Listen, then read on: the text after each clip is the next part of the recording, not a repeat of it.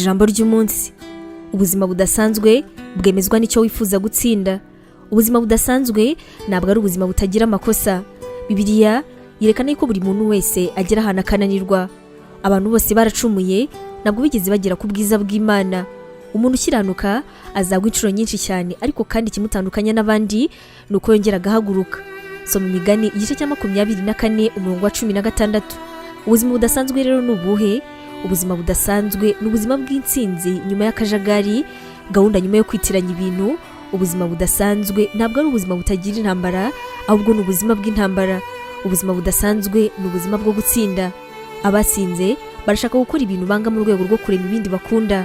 Abatsinze nabo babasha kugendera kure cyane ibintu bifuza kugira ngo babashe kugera ku bintu bakunda. Abatsinze bafata ibyemezo bitanga ejo hazaza, mu gihe ariko abatsinzwe bafata ibyemezo birema ibihe bifuza muri ako kanya. Ikintu cyose Imana yaremye ni icyambere. Ntabwo yigeze aho ikindi kimeze nkawe, nta wundi muntu ku isi wigeze ubaho umeze nkawe. Rero ni gute ushobora kumenya itandukaniro ryawe n'abandi? Abantu benshi bakunze kumenya itandukaniro ry'umubiri, ariko Bibiliya yo iratwigisha ko inshingano zacu arizo zituma tutamera nk'abandi. Yahaye buri muntu impano ndetse n'ubuhanga butandukanye n'ubw'abandi. Shyiraho intego rero zisobanutse z'umuntu ku giti cye, kuko intego zawe arizo zishobora gutera umunezero ndetse n'ishyaka imbere. Ibyo byishimo n'ishyaka nibyo bifungura imbaraga zawe. Zirikana yuko ugomba kurinda ibyifuzo byawe, kandi wibuke yuko umuntu mubi wese ufite ishyaka azagera kuri byinshi ku isi kurusha umukristo udafite ishyaka. Ishyaka ni imbaraga, ishyaka ni icyifuzo, ishyaka ni ukwemeza. Ishyaka ryawe ritamo ikintu ukwiriye. Shyiraho umubano wawe wihariye na Mwuka Wera, kubera yuko Mwuka Wera azahitamo umukoro wawe hano ku isi. Soma Ibyakozwe n'Intumwa igice cya 8. Umwuka Wera azahitamo akarere ndetse n'ahantu hanyaho Imana yawe izaterera imbere. Umwuka Wera yitwa umwuka w'ubumenyi. Umwuka Wera ni umwuka w'ubwenge. Soma mu Efeso igice cya 1 umurongo wa 17. Umwuka Wera ni umwuka w'ukuri. Soma muri Yohana igice cya 14 umurongo wa 16.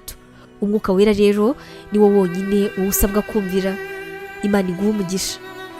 Ubu butumwa mwabuteguriwe kandi mwabugezwagaho na Nibintije Evangelical Ministries International, ariyo magambo ahinnye izwi nka NEMI.